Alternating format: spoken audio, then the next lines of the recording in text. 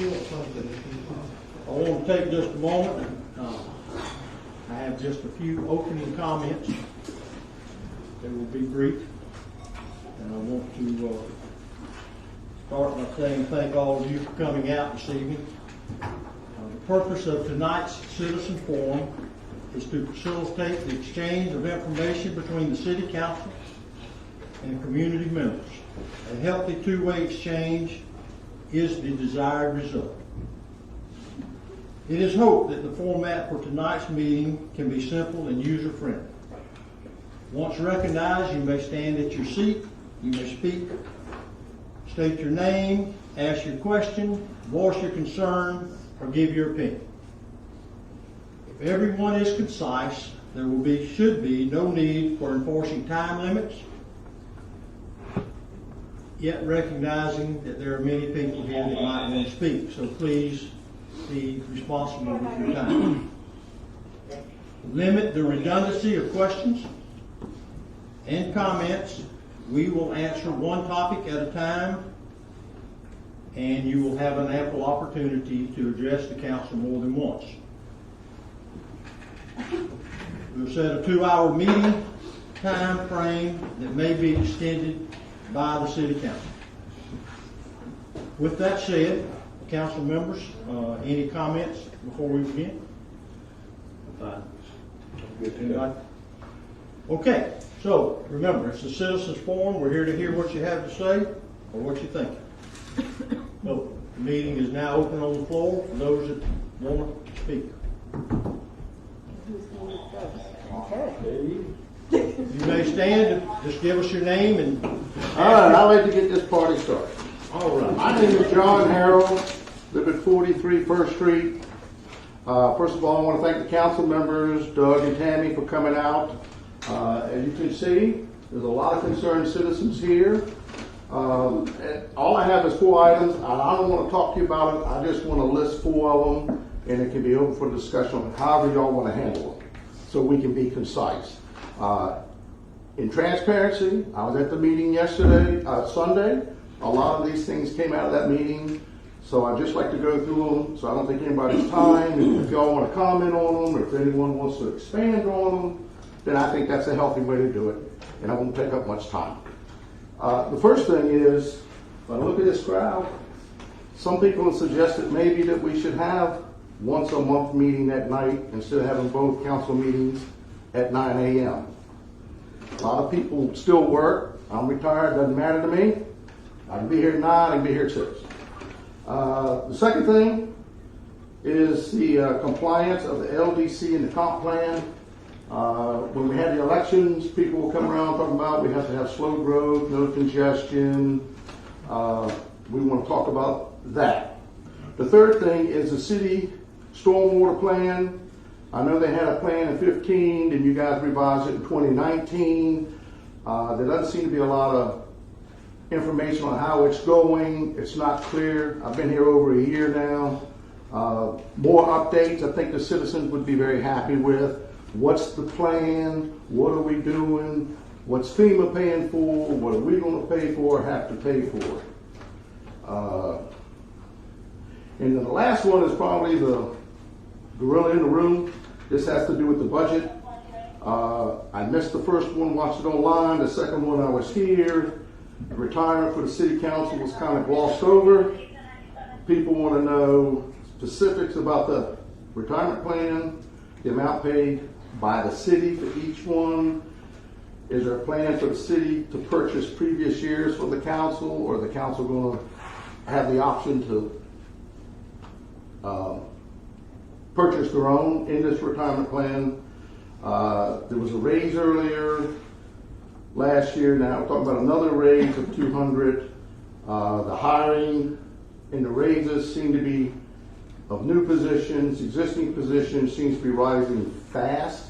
The percentages are kind of out of line with the size city that we are of 900 right now. And then the line item options are, and this is not to pick on you, this one just came up.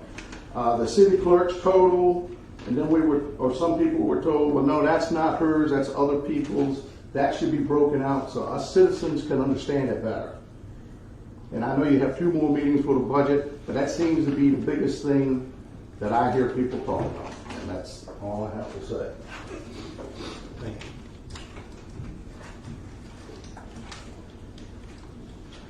Well, there went the one topic, one question.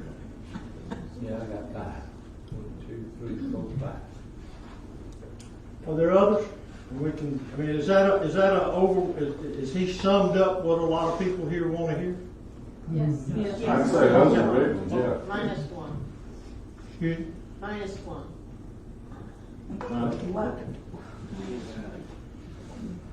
All right, council, I didn't write all those down, but I can, if anybody has a, comment?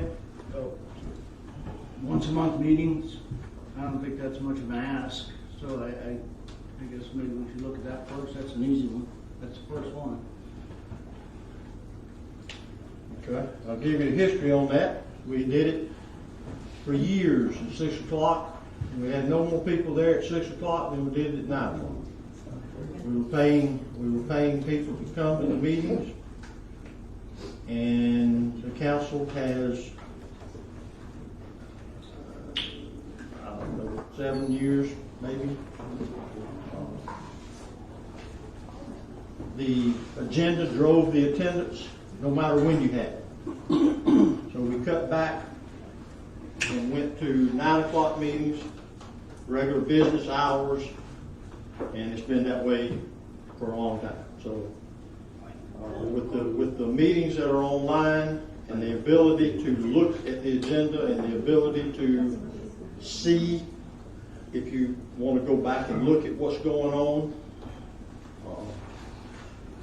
and that's why they are at 9 o'clock. But we did those, and we found all we were doing was paying people. If the agenda had no interest in it, nobody was there. Can I ask a question? Just a moment. Just a moment. So, yes, you can, but give me just a second. So I just wanted to throw that out, that the city has done that in the past. So, yes, ma'am. What would be the harm in trying it again? Because you have an excellent turnout tonight, and give it a try just to see if. I think that's where we are in this discussion, is that I just brought up the history of it. That's all. Well, I'm curious too. Who are you paying to attend the meetings? Well, if you bring people in, I mean, Doug can answer that. I mean, if you had people that were here for the city, you paid them to record the minutes, record the meetings. Yeah, you can work it out in comp time, but you could, I guess it's just a matter of preference. All right, Councilman, let's don't lose sight, hang on a minute, don't lose sight of it. We won't try to, if y'all have comments about that, or do you want to just hear more comments about it?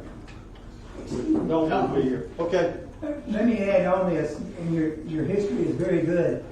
But the issue I have with that is the televised, maybe you have cheap internet. But 99% of the time, I can't understand you. I can't really, the volume is bad.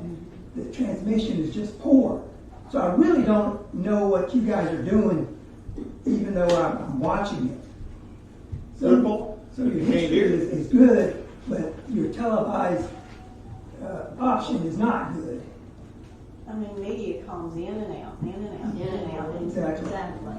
Well, this is a town hall that we're having because basically Ms. Miller advocated for it, the mayor agreed to it, and council agreed to it, and it's been a long time since we had one. Based on that, by a show of hands, if we had it once a month, who would make a commitment to attend it? There you go.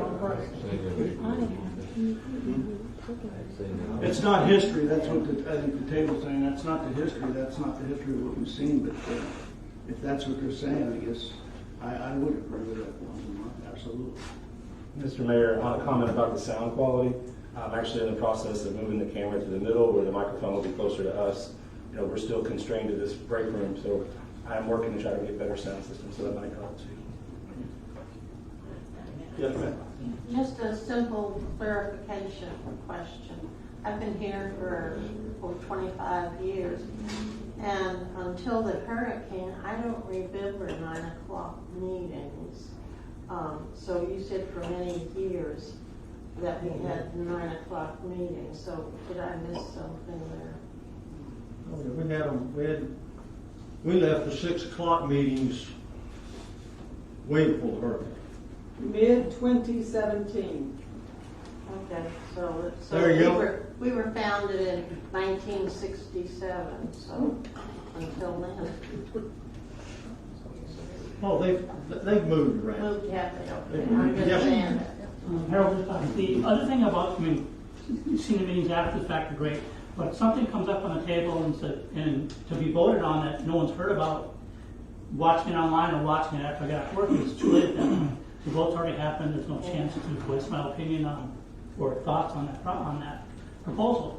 That's one of the things that being here in the evening and hearing stuff come up and then voted on it right away would be better than trying to watch it post when it's already voted for and done. Yeah. Have you looked at the other cities like Springfield, Parker, and all of them that do have the meetings at 6 o'clock and also have the workshops? Because I checked the other day and there's like 7 cities around that do have meetings at 6 o'clock.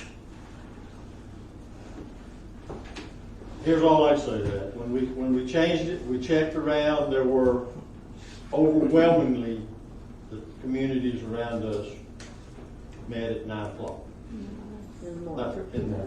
I just checked the other day.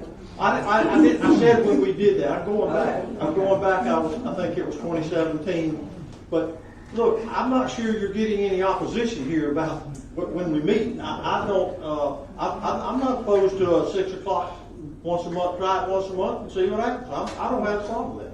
I don't know about the rest of it. You know, going way back, we had a workshop one week, the first Tuesday, second Tuesday, and then the next time we had the voting meeting. You wasn't able to vote at the workshop. So, but this is still going back 2017, way before. I do understand what you're saying about the hearing aids. I've had, whenever my wife had COVID, I had to sit out, and I was trying to listen to the Facebook, and I have hearing aids myself, and it's hard. I do understand that. Since then, I bought hearing aids that I can attach to my phone, so it goes straight to my hearing aids and not just listen out. But I have nothing wrong with having 2 meetings, one at 6 in the afternoon and then 9 in the morning. I could even go back to a workshop and a meeting. One reason we had a double meeting that I feel like is because we had so much we had to work with after Michael that there was so much to deal with. So that's me. Yeah, it was taking 2 months to pass things, so we went through Right. double meetings instead of one. Right.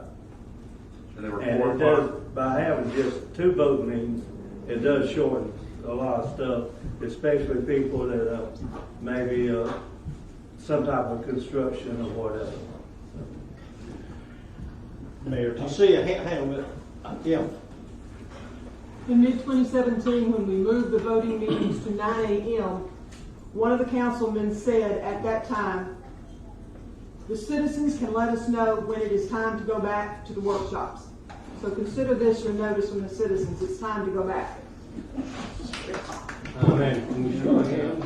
Well, Although about the workshop, I know, again, changing the time, I don't have a problem. Yes, ma'am. can Doug put it out there? Sorry, Doug. Yes, ma'am. Put it out there more? I mean, nothing else was brought up, like, about this meeting tonight. And I mean, I called it on there, but I mean, and I'm not saying you have to flood it, but maybe you need to flood those, like, make those sites on Facebook to let people know, hey, there's a meeting coming up at 6 o'clock.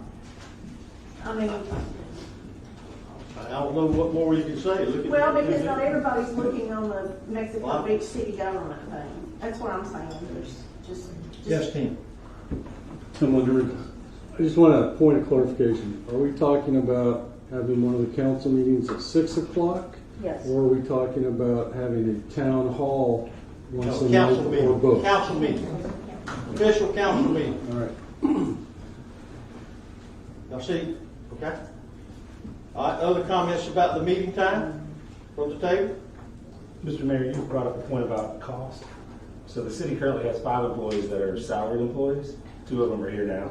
The other ones would be hourly employees that would get paid overtime to be here at 6 o'clock at night. So you brought that up, so just to be clear there. That was one of the things that brought up on the table. And it was done that way because the attendance didn't merit. That's all. Just the history. Okay, so we can, Yeah, Gary. oh, yeah. Gary Woolley Yeah. from Siesta. Before we go on to something else from meetings, I'd like to go back to the workshops. Because I'm afraid that there are some things that just get passed without time for the council members to do some research and get some citizen input. I'd like to see, a little earlier, let's put the agenda out more than 2 or 3, I'm not sure exactly when they go out, but more than, it seems like it's only 2 or 3 days. I'd like to see that, maybe with the idea that the workshop is kind of a preliminary, here's what we think is going to be on the agenda. Let's work on it that way. My 2 cents worth. All right. We can put the time thing on our next meeting. Yes, sir. To discuss. All right, one of the, help me, that was sort of the general consensus. What was the, Next one down was compliance of LDC and comp plan. I'm not sure. It's a heavy one. That's a big circle to try to answer that.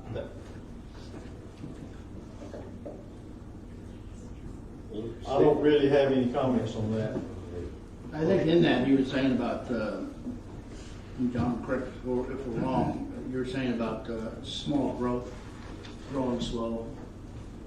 That was some of the comments at the Sunday meeting that Adrian was there. I wish the others would have come. I think it would have been a nice exchange.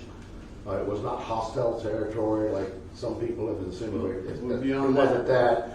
But if you look at the comprehensive plan, it talks about growing the city. There's a plan to grow the city. And a lot of people here that have talked about it, I said it seems like, and I know after the hurricane it was like that, but we're 3 years past that. And it's like, we're doing this, and it doesn't seem to be a plan. And in that comprehensive plan that I have read in 2019, it talks about a slow growth without overburdening the citizens with congestion and overcrowding. And it just seems like we got this going up, we got this, and we only have so many roads. And the people that were expressing their opinions were saying, we just need to take a breath. What's the plan? Is there a plan? We just need information. That's what we are asking for. Instead of coming in here and these builders come in and they pass it, I'm pro-capitalist, I'm all about growth, but we have to do it the correct way. And people feel like we're not doing that. So that's what we're telling you guys. And you guys have to come back to us and say, okay, let me alleviate your fears. This is what we're doing. Let's talk, let's do this right. We got one chance to get it right. I mean, this place, we owned a lot before it was devastated, and it broke our hearts that we had the delay to get down here. We want to be here, we want to do it right. And I think a lot of citizens here, that's what I heard at the Sunday meeting. It's not to pick on anybody. Let's work together. Let's build this city the right way and not, I know a lot of stuff has been put on the back burner. I have no idea. More people here can speak on that. I wasn't here. These developments have been put on hold for 3, 4, 5 years. But it's just ballooning. And then you and I talked at the budget meeting. I'm scared if the economy goes belly up, what's going to happen to our city? That we got to have our reserves, and we got to be prepared for it. Everything goes in a cycle. Look at 2008 and 09. Well, I can tell you all about the losses. Yes, ma'am. I can't speak to what went on at the meeting. I wasn't there. But it's what he says about belly up. If the economy keeps in the direction that I believe it's going in, which is not good, I'm sure some people think it's great, but this is my opinion. The people who live here full time are going to sustain the economy. We're the ones who will continue taking care of our town. We do have vacationers. We do have all these wonderful things that people that come that help us with our economy.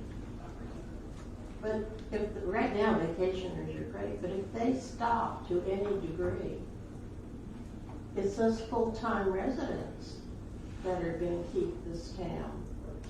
And I personally, I'm not talking race, I don't see things being done for the residents of this town. Everything, in my opinion, is done for tourism, to bring more people here.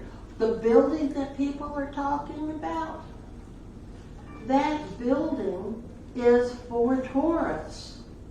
They're not building it and saying, come, live here full time. Every house that I know about, and the condos and all of that, have been bought. We're going to have new tax bases, but none of those people live here. They might vacation here, but they don't live here.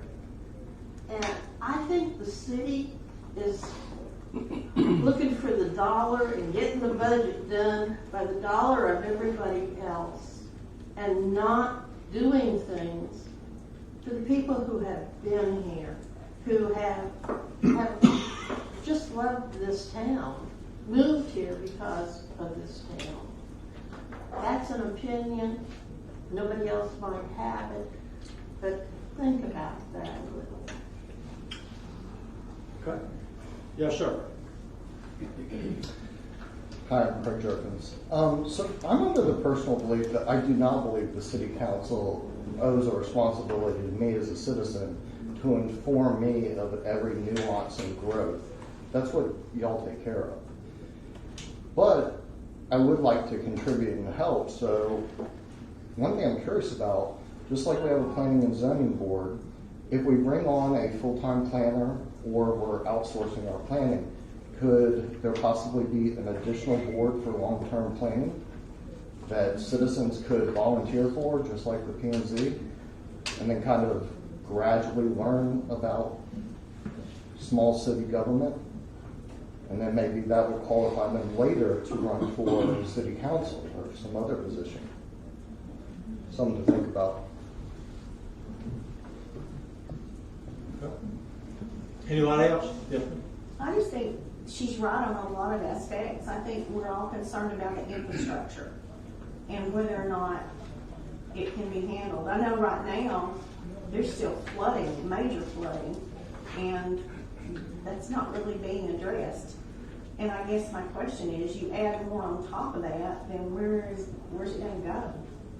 I mean, and I understand what they're saying, what he said, especially there has to be a plan somewhere on how that's going to be handled. I know they came and drudged out the ditches, but the ditches, they're like this big when the ditch should have been completely dug out and they put in bigger drains. I mean, it can't handle the water flow. It's like, and I'm on Maryland Boulevard. We live on Maryland. We moved here in November, and we see a lot of it. So. Okay. Council, do you have anybody want to comment to Other than Master? Other than you might want to review some of the past meetings. In fact, in this case, for the drainage and stuff, you might want to review last meeting that we had. We discussed that quite a bit in depth. The very last meeting. Yes, ma'am. Here. Anybody? Okay, I was over on La Siesta, and they've been working there. And there was a pipe that was too small, they're replacing that pipe. This is something that hadn't been done in many, many years. We're working on it, we're trying to. There's so much we need to do, but it's gonna take almost a baby step here, a baby step there. You had, going back to La Siesta, you have water flowing this way to 386, then some flowing to 15th, and then it was stopped up in the middle and nothing was done. So they are working on it.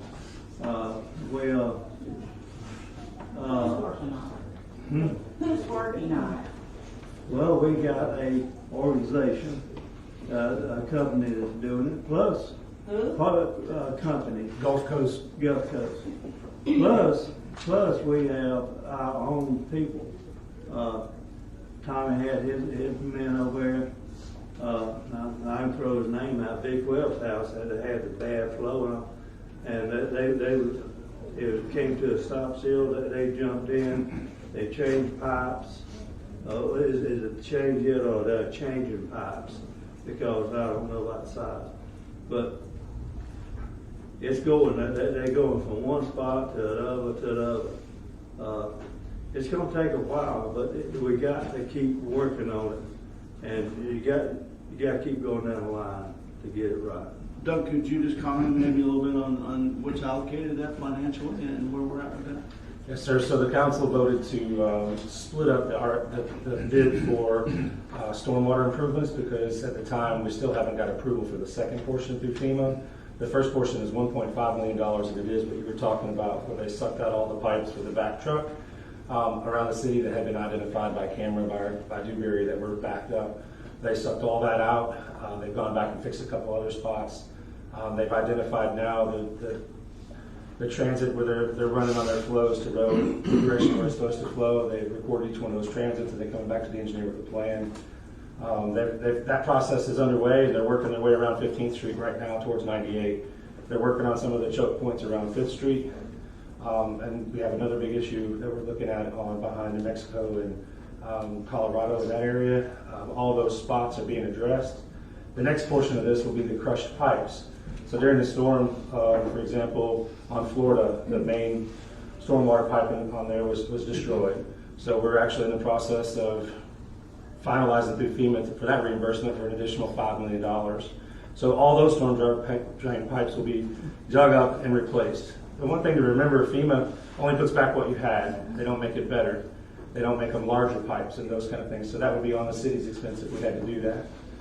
Mr. Pollack mentioned about La Siesta. So over the years, there hadn't been enough oversight to watch some of the driveways that were being poured and put in. They didn't have any drainage pipes underneath them.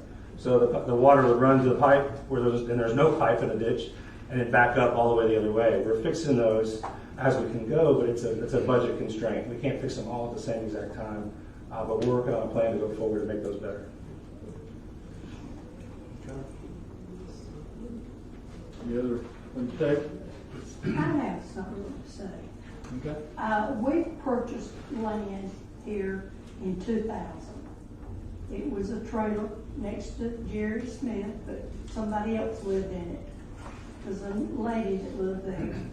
And we lived in Cobb County, Georgia, and we came down every weekend. All summer long, my house was full of my grandkids coming down and enjoying the weekend.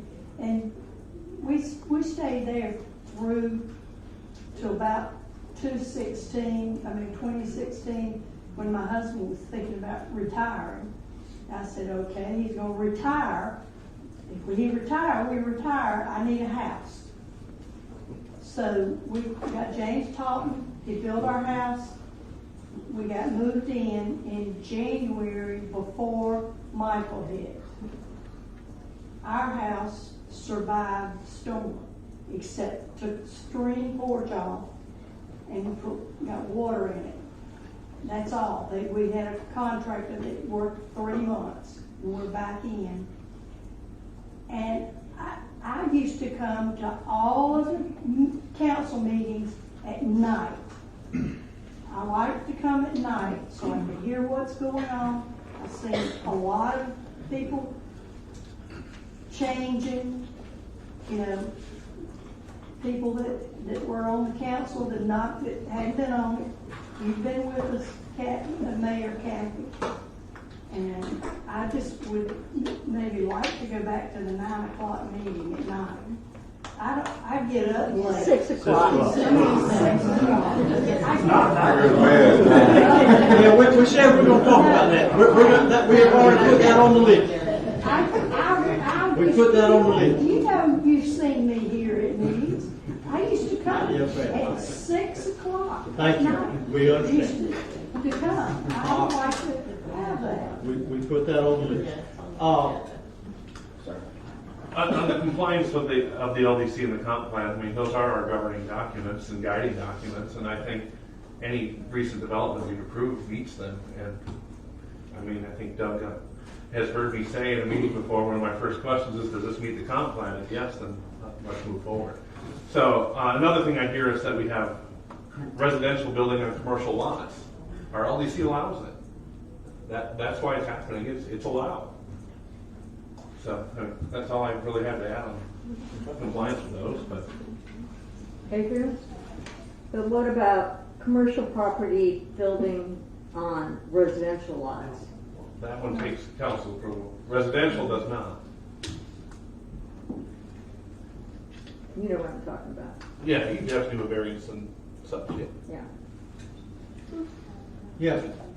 Mayor, are we open to any more discussion on a different topic? No, well, I think we're trying to get through, I'm trying to get through that list that I didn't plan on doing it this way, but it seems that's where we started out of the bottle about being concise. Maybe that's not working out too well either, but, anyway, we're gonna do the best we can. We're gonna give everybody a chance. Yeah, and your next one's stormwater, and I think we've. Yeah, we've done that. And the fourth one was the budget retirement plan for council and salary increase. Becomes surprising. It's pretty straightforward. I'm the one that brought that up, and I'll address it. I think I probably have more insight into that. Over the last 15 years, back in 2007, when the city joined the FRS system for the employees at that time, the council did not elect for elected officials to become, quote, employees. Since that time, I have seen many of these seats that simply haven't had the accountability that I felt would come with being an employee. And when I say that, if you have any successful organization, the people that run that organization aren't the least compensated. I can tell you. So, this year I've brought up that I think that it would be in the best interest of our city if elected officials become employees and become part and have option in the FRS system. And I did it because of my history of watching, seeing, and I think it gives these seats more accountability to those of you sitting in those seats. You can say, well, you love it, you play for the love of the game, and you do that. This table, I can guarantee you, if you ask us, everyone's going to say we didn't put our name in the hat because of what it pays. The bottom line is, I think you play harder. I think you pay harder when you are compensated and that you're treated like an employee of the city. So, when I brought it up, Adrian took the initiative to check around and see where we stood versus that seems to be one of the topics that we want to, the government would compare ourselves to where we are. And it was clear that we were the low run on the pole. But no, I didn't bring it up because of that. I didn't even do that study. I just thought that it was time to do it. So that's why I brought it up. That's why I stand by that. The FRS system, if you want to Google it, check it out, what it takes. You have to be here 6 years to vest.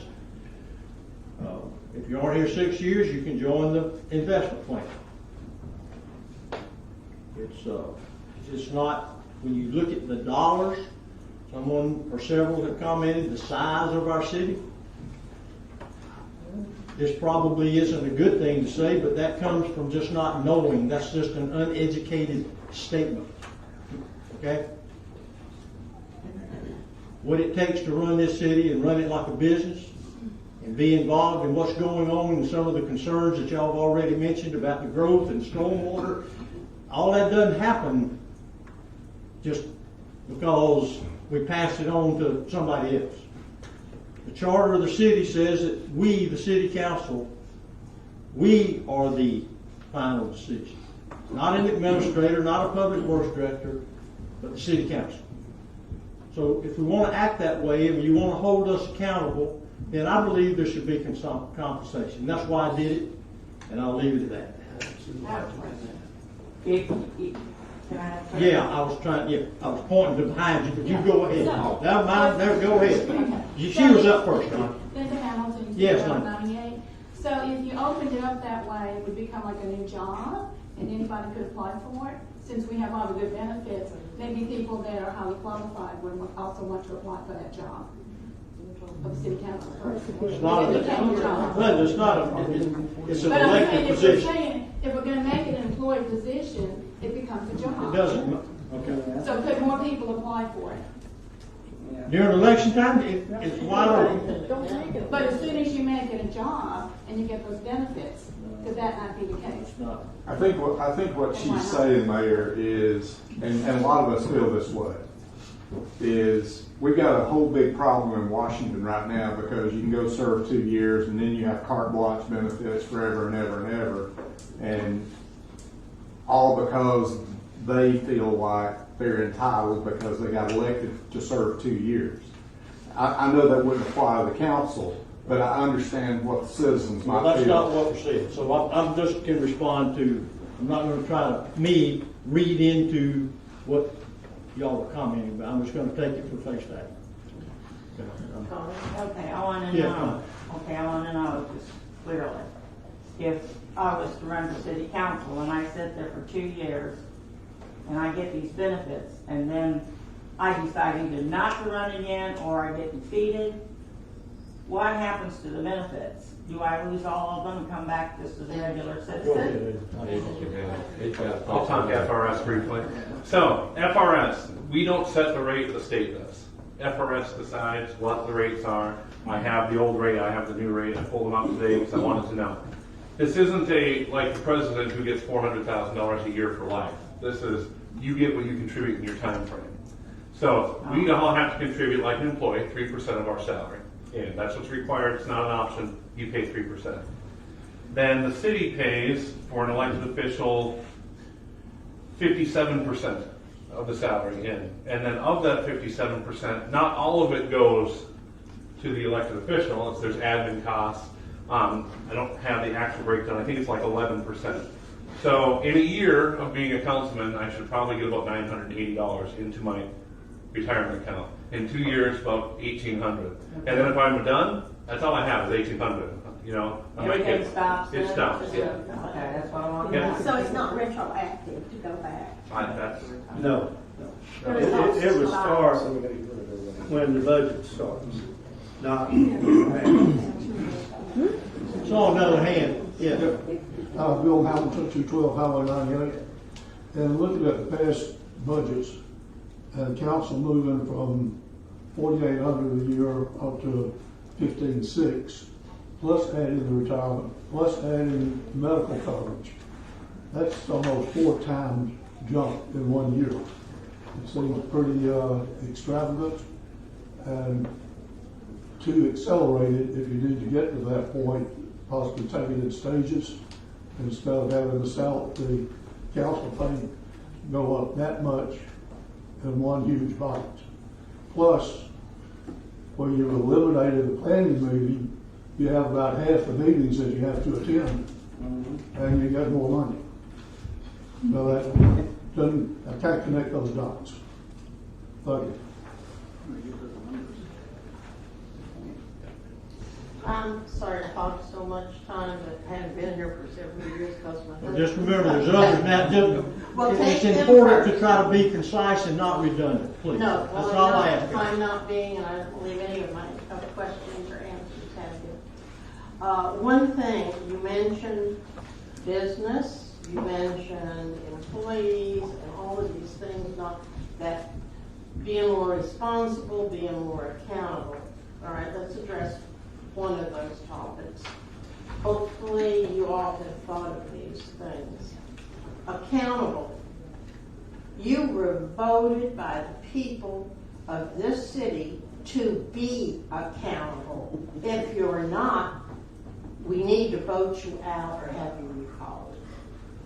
All right? Not responsible. The same type of answer. So paying you as an employee to become responsible and accountable, elected, there we have that word, elected official, does not, in my mind, gel. I was president and vice president of over 5 C corporations, this is all at the same time, numerous LLCs, numerous S corporations, and sole proprietor. All right. Board of Directors, With which due you, respect, Shirley, this is what I'm trying to avoid. If Well, you have I'm an not- opinion about the thing, all right, just all right, please. all right, I am just trying to get my, so you know where I'm talking about. Okay, now, you mentioned you run like a business and you become employees. Board of Directors do not have the same 2-week vacation period. They don't have the same things as a hired employee. And the big difference in my mind is you are not hired. You are our city leaders. You are responsible and accountable, or you shouldn't have run for office, not as a hired employee. Hired employees has a different thing. Now, you mentioned a lot of different towns and such that has this. I can't picture in my own mind how that would run. Thank you. Okay, thank you. All right, I think we've covered. The last Oh, one, the last one last John one. had was the new positions and city, clerk. New positions. New positions in the And just the budget line. In the budget line, budget items. Is that something that you want to hear us discuss? Well, there was something listed on your City of Mexico Beach government page where it listed all these job openings, and then literally less than 48 hours it disappeared. So maybe that's what he's talking about. No. He's talking about the firefighter, administrative assistant. I just want to make sure that we're addressing what the majority of the people here want us to hear before we get bogged down with it. There's other questions, I'm sure. That's all I want to know. So we're going to have budget hearings down the road, too. 2 more. All right, Gary, you had a question? Yes, sir. Gary Woodham, 113 North 30th Street. I've been here for 25 years. I'm going to talk about my end of town. Most of the people in here that I see don't live up on this end. I live in up here. The vast majority of the people in here are central or south, and we live up here. I live off North 36th Street. When you turn on North 36th Street, Doug's going to know what I'm fixing to talk about. When you turn on North 36th Street, there are 49 lots, including North 36th Street, and after you cross over the bridge. In 2017, the state of Florida agreed to build us a cement bridge there. We had a little wooden bridge for our community over there, and it was totally isolated. So they started in 2017, 2018, storm hit, they didn't get through, so 2019 they finished it. And by law, Florida has to furnish the community that is addressing a road that is comparable to the rest of the roads in the city. So we had no egress or ingress into our community over there from where we live. So they went to St. Joe Company and asked them if they could build a road through the area over there where we got the boat ramp. And St. Joe said yes.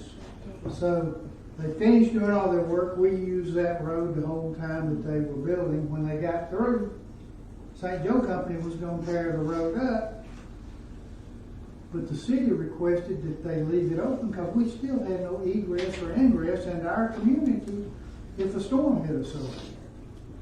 So, keeping that in mind, what the state of Florida said was, we will not tear up the road, but the only time it can be used is for emergency use for egress and ingress. Now, it's my understanding that this council voted to allow, when we have events over there, for that gate to be opened over there. And we're not opposed for an emergency use. My definition of an emergency use is,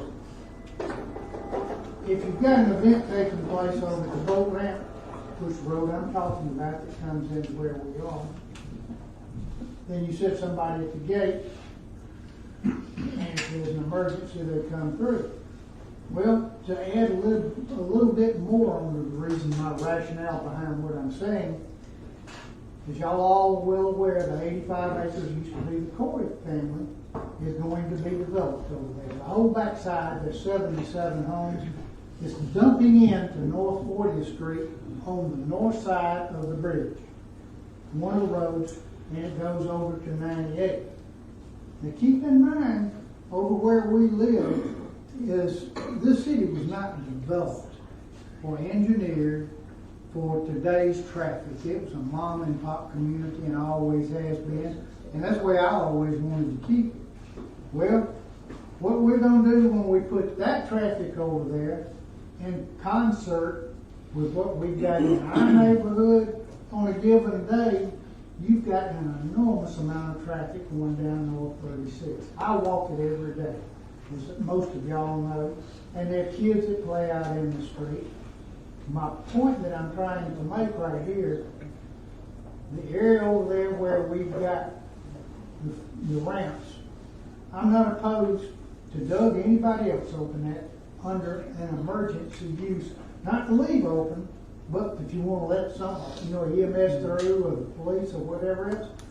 But when it was agreed upon with the state, that would not be open except for emergency use for our neighborhood. And I would hope that y'all would reconsider that, because my understanding y'all voted to allow it to be open. I hope you haven't opened Pandora's box. And I'm speaking for a lot of people in our community. Thank you. Okay. Any comments? Is there other questions? I saw floor was open. Yes, ma'am. Can you fill us in on what's going on with the Sweetwater development?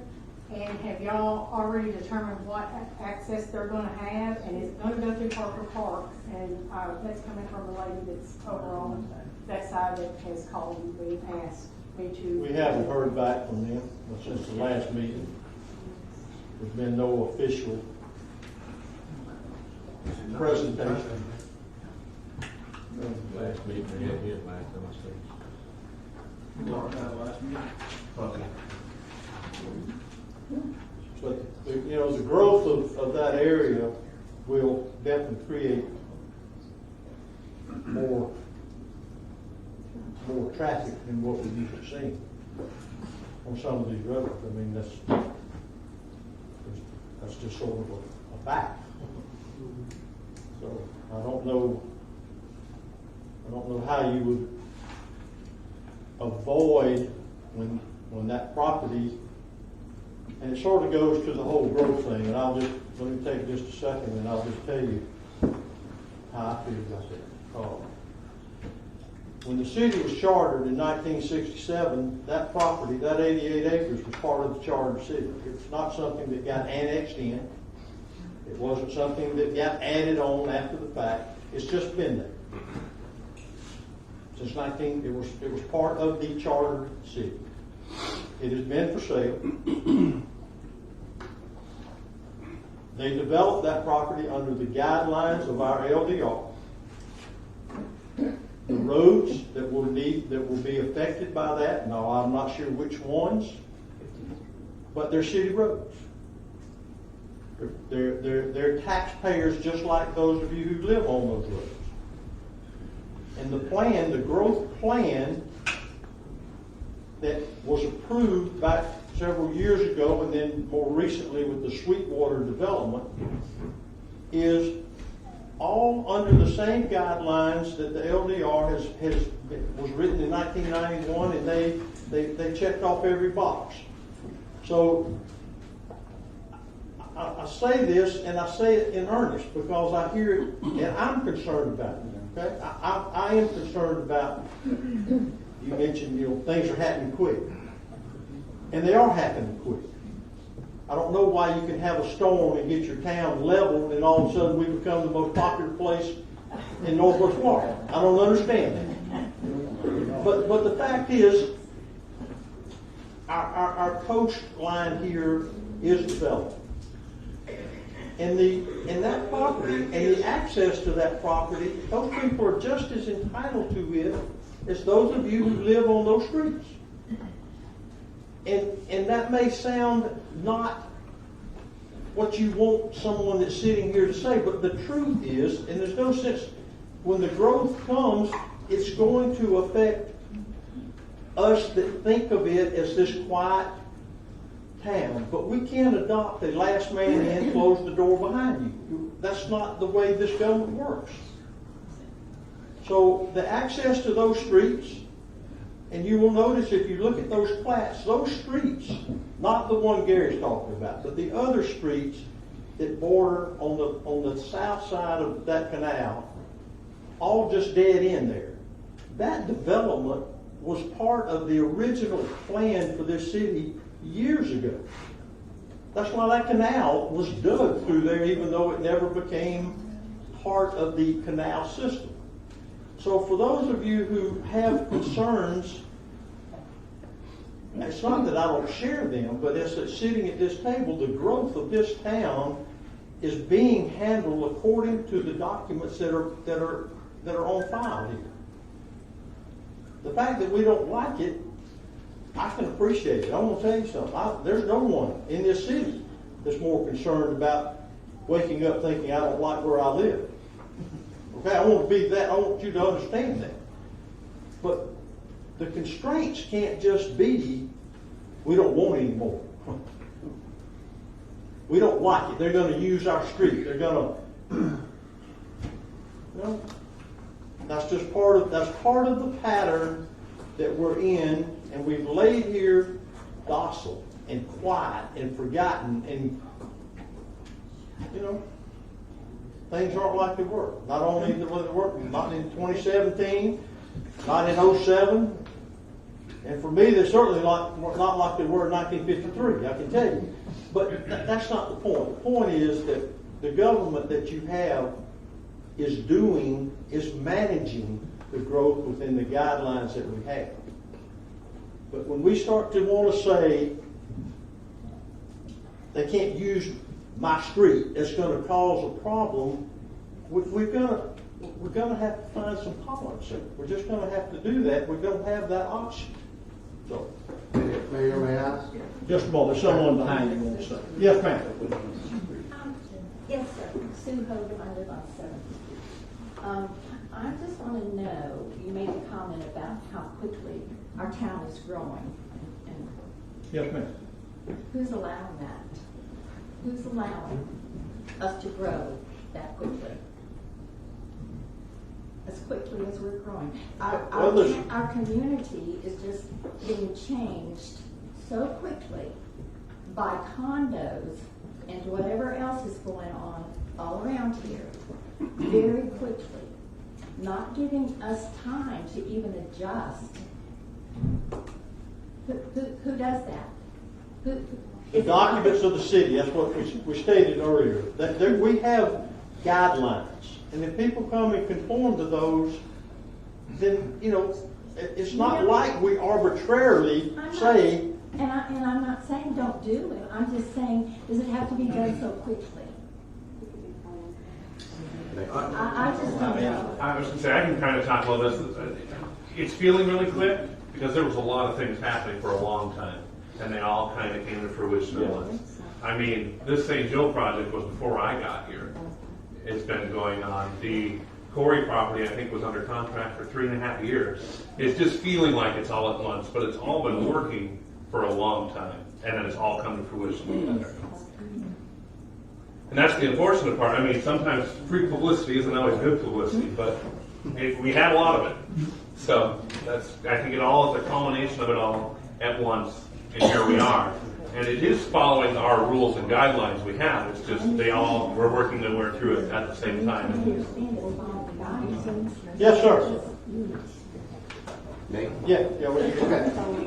Well, and Doug and I have gone through this a couple of times, had no problem with the development that has been planned.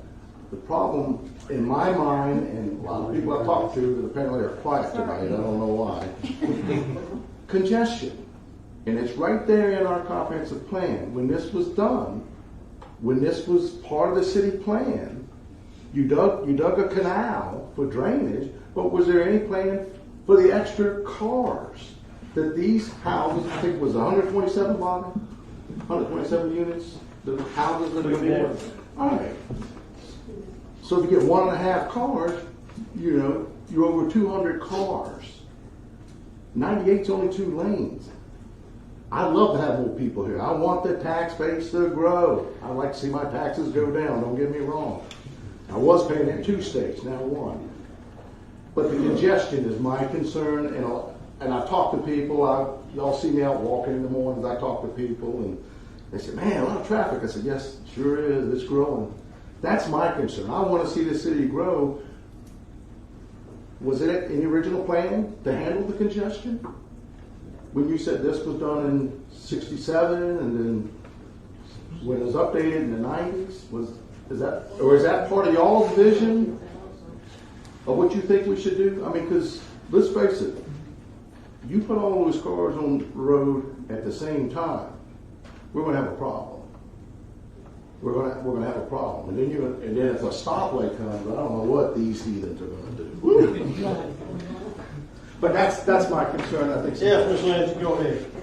One of my concerns is if we could find an extra $1 million to put in this budget, then why can't we find a way to serve the citizens and the tourists and put a sidewalk down 15th Street? Because one of the things that we're missing when we talk about services for our residents and the tourists is our streets are narrow, we don't have sidewalks, we got a gazillion golf carts, we got kids riding scooters, we got kids driving golf carts, and we need to start looking at that infrastructure that we are hardening our community to handle the amount of people that are coming in.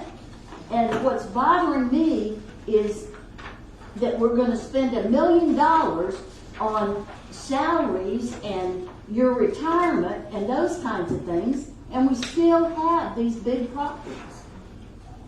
It goes back to infrastructure like sewer and everything else. Can we handle all that? It's difficult with the amount of effort and energy that has been put in by this council in monitoring the infrastructure. And some of you are gonna, oh me, oh my, but I can't sit here and listen to that and know factually what we work on to sit here and be criticized. Okay? Yes, ma'am. Jenny Fasani, I live in Ocean Plantation off of 15. So my question is more about the plans for the growth and sort of what Lorraine was talking about with the sidewalks coming down 15th. And I know that, you know, I hear rumors about what's been stated or what the plan is, but my understanding is the end of Joe Drive is going to be city municipalities eventually, right? Fire, I mean, is that still in the plan or not? And then with that, a couple of things about the growth, but we need a sidewalk down 15th. It's so congested. I have kids and people that come and visit, and they bike and everything, and get across that bridge. So my question, I'm just asking, what is the plan? As well as, I know years ago, there was talk of this, we talked about the congestion down 98, but there was talk, probably from a state level, I guess, or a county level, which is the bypass around, sort of around Mexico Beach that would help with all of that congestion. So I'm just asking what kind of plans Those we are great have. And questions. We have the multi-use path there, yes. The 15th Street sidewalk has been discussed. It is one of the top priorities on our list. And if you listen to the meetings and you have an interest in what's going on, all I can say is you will hear that from the state. There is a bridge. We are discussing how to cross that bridge on 15th Street with a multi-use bridge, pedestrian bridge that has been, I can't tell you It's kind of a roller coaster. Comes up every meeting. what we've been through trying to do that. So, I mean, believe me, we hear you. We hear you. what about the bypass? Have you heard anything else about No, man, the that? bypass has gone radio silence. Been no more talk about that. For 6 years, I think it's been flying. At least. Yeah. Yes, ma'am. So you're talking about that that it's in discussion, at all the meetings. What's going on with that discussion? Is it just being discussed and then put on the back burner, or is it being addressed? Because I've read. Talk about sidewalk, just so I make sure. Sidewalk, you know, a pathway for even bicycles. Me and my husband ride that 15th Street area. You know, we come off of Joe Road, we take a right, go around on 98, and it's dangerous. We have to be very vigilant when there's cars out there. There's no space for a bicycle to ride. And it's dangerous. And I can imagine what it's like with kids out there. And so we can't just keep saying it's in discussion. We need to see the plan. We need to see action. I mean, how long has this been a discussion? You know? Several years. Several years. I think that's what a big problem is with all of this. There's things that are being discussed and there's no action. So I think that's what we want to see is the action. You know, the action, not the city's been no action. I would say, we can talk about that bridge. I think there's been a lot of action on that bridge, but it's been a roller coaster ride. I mean, it was on the half-cent sales tax list, and it was pulled. It was on the half-cent sales tax was going to fund it. Then it was, maybe legislative appropriation. And I'll tell you, if my wife is listening right now, Betsy, you're not alone. This is her number one issue that I hear about all the time. So it's good that it's coming up here too. I told her to run, and she said no, because I only care about that sidewalk. I said okay. So that's when we found it on the half-cent sales tax list, and now that funding's been shifted around. So there's been progress, and then there's been setbacks. So I think I don't know if that's fully accurate as a new guy, but. Didn't we have the most recent update on that this last week? So we applied for appropriations 2 times in the past year. We're under the understanding, and this was approximately for $300,000 that would cover pedestrian bridge and the sidewalks to be connected throughout. We don't have official word yet about the funding coming through, but we feel very strongly that we're going to get it. And we can't wait for the DOT study that was done. We did get approved for a feasibility study, so DOT is doing a feasibility study as we speak. We should have results from that in the next month or 2. That started back in the spring. And then they come back and put it on their long-range plan. They also have a multi-use path that they're looking to have on all of 15th Street. DOT is as well. But again, these are long-range term plans. They don't have the funding for those right now. We get put on a list and moved around until we get it available. So we are moving forward with that. It is a high priority, and I think that we'll have some good results this year. And I think a further thing, just one more elaboration on the sidewalk, is there were some proposed developments that came up, and Mayor actually said in the meeting, I don't see a sidewalk on here, don't come back till it's there. So I know our rules require them to put them in these new developments. I forgot to add, we were also just donated, I asked for the transportation, the TPO, to give us some funding for some bus stops for the children. So we have 2 bus stops that we're in the process. They're glassed in, covered. One will be on 15th Street, and the other one I think is around 5th and Florida. So we're working on setting those up. Those were donated. Those are high dollar, very classy. They're not trash. They're going to look great. But that'll be somewhere where people are going to walk their dogs or walk to the beach, or their children to stop in the morning for the busier bus stops. Those will be going in very shortly. On 15. I'd like to comment on the sidewalk. Oh, there, go ahead. Change position of the sidewalk deal. Are these new developers paying enough impact fees to cover the cost of the utilities, the sewage, the water, and all the infrastructure that has to go into support them? 200 some odd here, 80 some odd there, and plus all the individual houses being built. And at what capacity is our sewage treatment plant is now? How much more can we run through there without a major expansion? And is that taken into consideration with impact fees developers need to be paying? They pay those. You what? They pay those. They are paying it? Sure. Good. But are they paying enough? When is our impact fee study? Was it 04, 05? They pay them like everyone else does. Yeah. I don't know why just a moment. Let's get back to Jerry. Go ahead, Jerry. I really appreciate the concern on 15. Because if you listen to the last meeting, that was my pet peeve. If you on 15th Street and you leave off 386 you come around the curve at a certain time of the day in the afternoon, and the sun's in your eyes, and a dump truck's coming across the bridge, and some kids and his wife, and 3 skateboards or boogie boards, and 2 fishing carts, and they trying to cross the bridge, and there you are, hello. Somebody's got to stop. For me, that is a very, very top priority. Because I brought it up at the last meeting, and I hope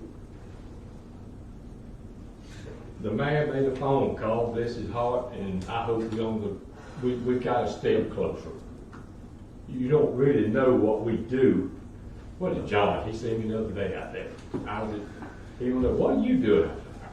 I'm on the city council. I have to work more than what you think.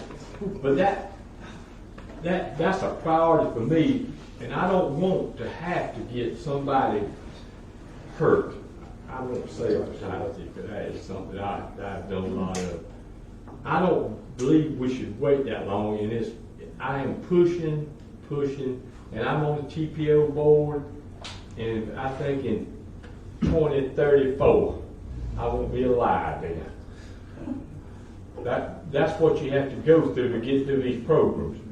You sign up for them, or we apply for them, and I'm on that board, and I'm just looking. What in the world are we going to get on in 2034? But it's the process. You have to go through a process. But now, since at the last meeting, I believe we're a step closer. I'm asking you to be careful and be safe on 15th Street. I don't want anybody to get hurt. It's a bad road. That the sidewalk is bad between.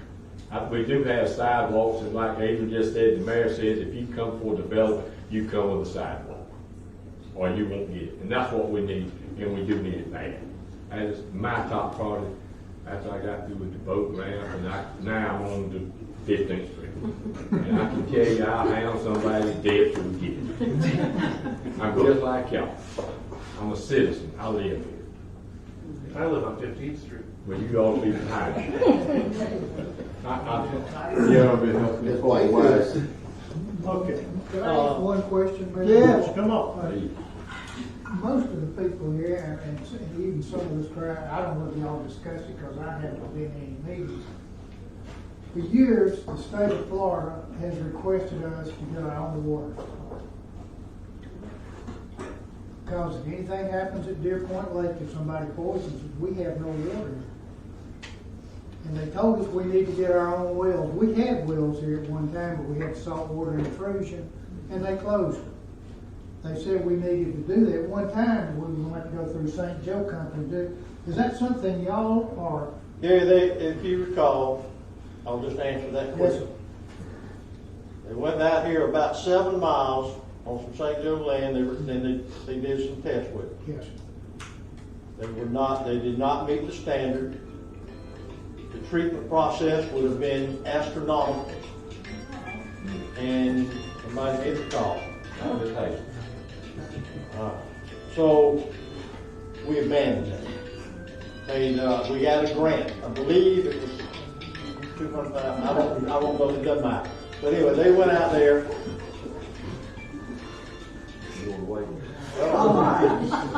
You don't know how to I don't have to turn it off. Okay. So that's just the short answer. It was not feasible. They couldn't find any quality water, and any further we went out, it wasn't. You couldn't get it back here feasible enough if we found it. So that's what happened there. So, all right. Yes, ma'am. Okay, before we move any further off of these streets and stuff, we want to bring to your attention and hope the council will consider this when you're starting to consider Sweetwater's entrance and exit going through Parker Park. And I hadn't thought of this, and Citizen was talking about knowledge, very logical. What's to keep them from using the park to park there to go to the beach, or being parked there when we're having events and we're not able to come there and park. So think about that road coming through there, what that might do for the people, however many hundreds of units are going to be out there. They're going to want to go to the beach. They don't have access other than coming those roads. They're going to have that parking lot that we put for our events filled up to go to the beach.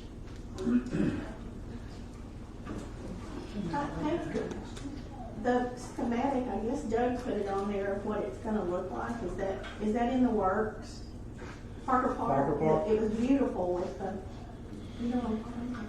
The one that was designed that was moving around. Yeah. That was It done. It is in the works. It is in the works. We had That that wasn't a community meeting. FEMA project now, so we didn't get any money. Right, no, I knew But that, we but it are, just looked nice. we're working toward developing that. Yes, ma'am. That's what it is. I hope you move them out. It's gone. You hadn't noticed? Yeah, thank goodness. Like the hurricane, you move it. We had a total agreement. It did get moved, yes. All right. We're moving on. Any other comments, opinions, questions? I know it's gonna make me mad, I got one. What you said earlier, how you get angry. You're not going to make me mad now. Trust me, I can. The criticism you said you didn't like getting, I want to say, when we moved here, we looked at everybody's platform, quit grinning, Doug.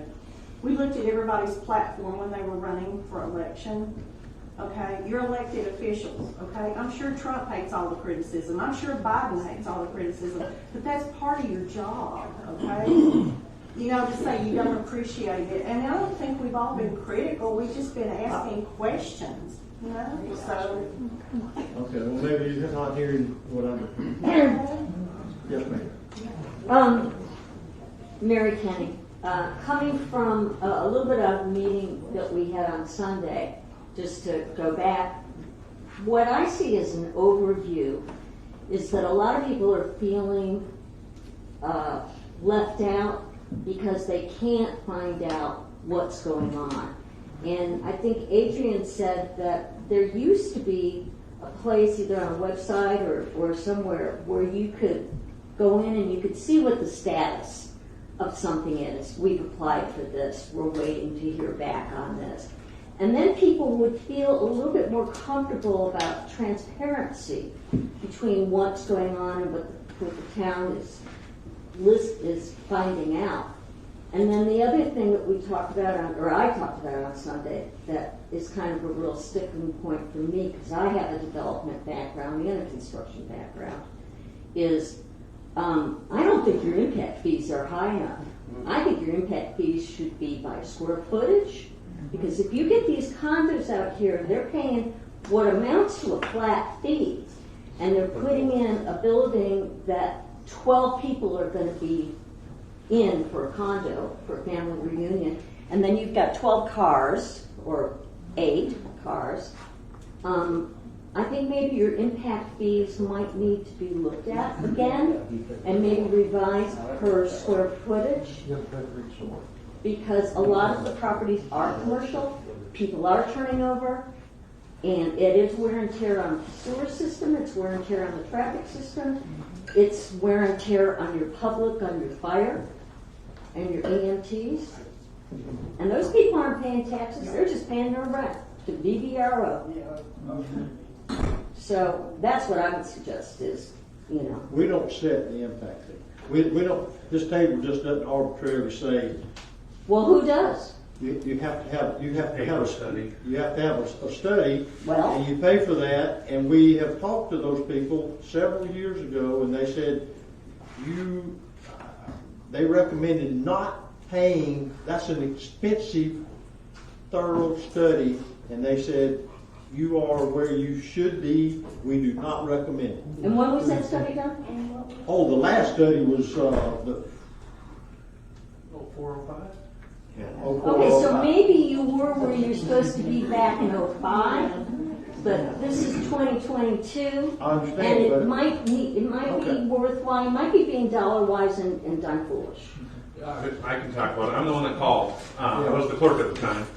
I called because Jeff Timler, bless his heart, who's no longer with us, brought up that we need to do a study or look at increasing the fees. And I called the company that wrote it in 0405. I'm going to guess, don't quote me on it, it was 2015 or 2016 when I called. And they asked, what are our current impact fee balances? We still have a good balance. They looked at what we had, and they recommended not doing it because they were afraid our impact fees would actually go down.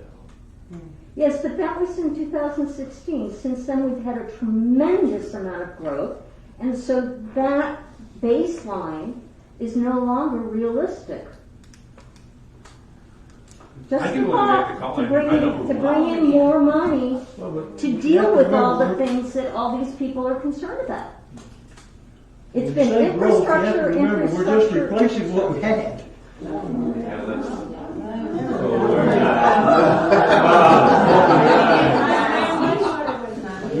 Are you saying that the lots that are still vacant, we were almost built out in 2018. This city was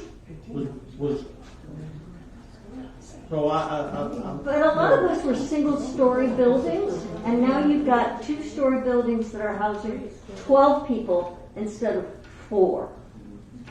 And that's an impact. Still 564 vacant lots that got meters. I'm just saying, I think, I'm not trying to take the opposite side. I'm trying to just say that when you say we're replacing homes. You are. We're here is all I'm about saying. I know, but you're replacing them with larger structures that are having more people staying in them. And don't forget the lot splits that we've had. And the lots. Don't forget them. Don't forget. I mean, it's a source of revenue. I understand. Hey, checking on a rate study for impact fees, back to Bill's point that he made earlier, just, everyone, these developers pay for the infrastructure.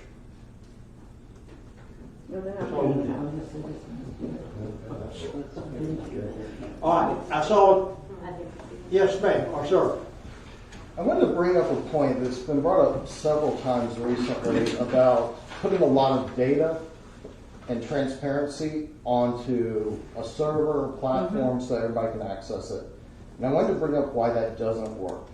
When you data dump and you put all of these documents on there, then they have to be updated constantly. So you're talking about entire staff just to manage this. There might be a very small percent of people that want to go through what is essentially an online library to find one particular document, but 99% of the people, it's just an overwhelming amount of information that creates an overwhelming workload, and it doesn't really work in reality. It's just, it sounds great because you hear the word transparency and that sounds exciting, and you feel like you could just jump online and get anything you want. But when you put everything online, the first thing that's going to happen to 99.9 is they get overwhelmed, frustrated, and angry. It just doesn't work, and it probably costs a small fortune. Well, Yes, ma'am. coming to the meetings and listening works. Yeah, I was gonna say. Coming to the meetings, half the stuff in this room that people are asking about for the very first time gets discussed every 2 weeks. I would agree with that. It gets discussed a lot. I would agree with the fact that it would be less expensive for to pay a couple of people a little overtime to be here for an hour or so at a public meeting where we actually get to talk like this, and I do appreciate this. I think we're doing a great job controlling ourselves for the most part, and I really appreciate it, and I think this would be the kind of forum we need to have on a regular basis, and less expensive. All right, others? If there's no others now, we're gonna ask the council to, if there's any comments. If not, we'll wrap it up. Anyone? All right. When do we get a copy of the budget y'all are discussing for the future on the upcoming budget meetings? Call City Hall, request a copy, or stop by there. It's on the website. It's on the website too. Yeah, look for it online. I couldn't find it. Okay. All right, well, I'll just thank everyone. For me, I appreciate y'all coming out. I think it's been productive, and I appreciate everyone's civility. Go ahead. I hate to bring this up again, but there's one last thing I wanted to add on the council employee topic. Right. We all fill out W-9s and we all get W-2s. I just want to clarify that this isn't a new making an employee. It's a new making eligible for retirement. We are all employees. We have been since I can remember. I don't get a 1099, I get a W-2. That's just the distinguishing thing I want to point out is this isn't making us employees. We are employees. It's adding us to receive retirement benefits. Rich, go ahead. I just hope that, I agree that this is a good forum, this is a good way to talk to the council and council to talk to the citizens. I agree 100%. The council meetings that we have on Tuesdays, a lot of this information, I mean, I'm not up here laughing, I'm up here looking and writing down the stuff, and it's stuff that I can go back and look prior meetings that we've discussed before. So really, we need to find a better system for people that are listening online so it works.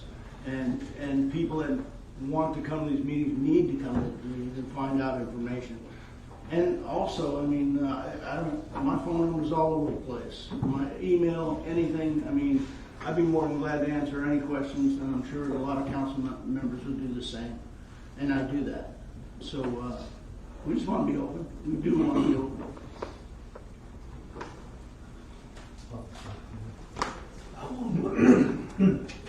Maybe if I clear my throat, I can talk. I want to thank everybody. I appreciate it. It's been very informative. I'm the one that actually started bringing this up about doing it, and I thank you.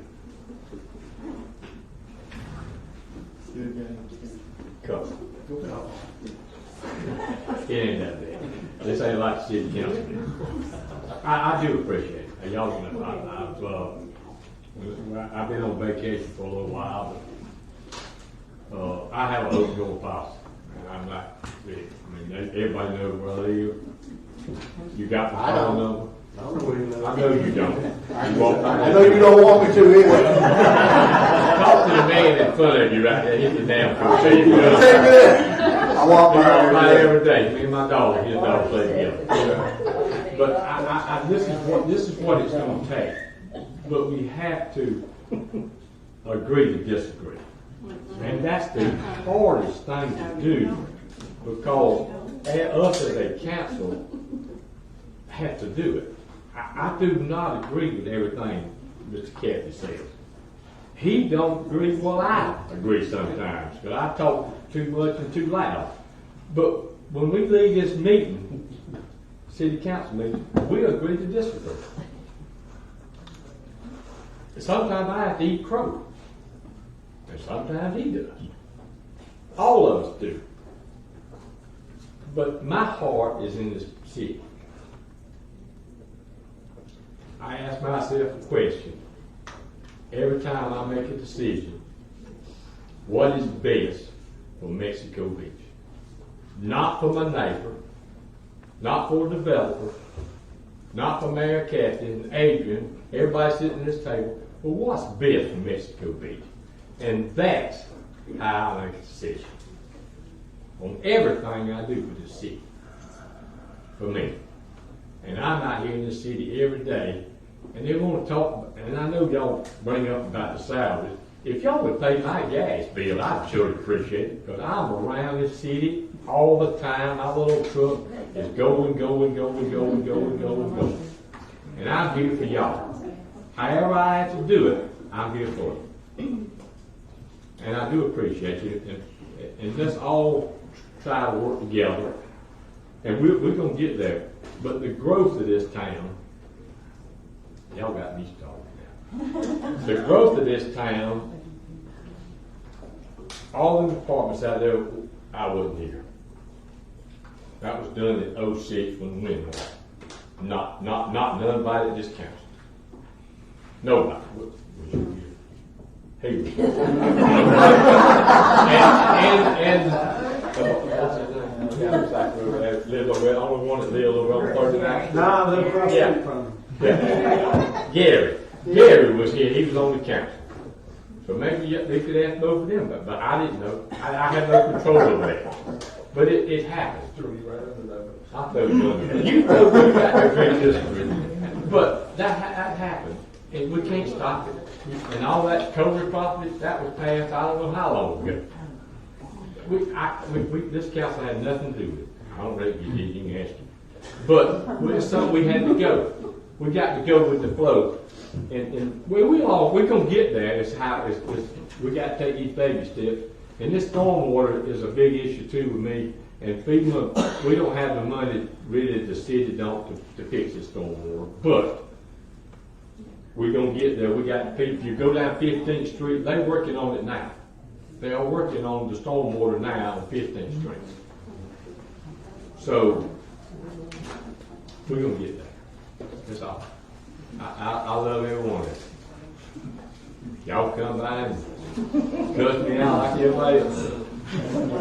But I enjoy it. Thank everyone for coming. Would you remind everybody when the budget meeting is, so they can meet here? 14. September 14th, 5:01 p.m. 5:01, right here.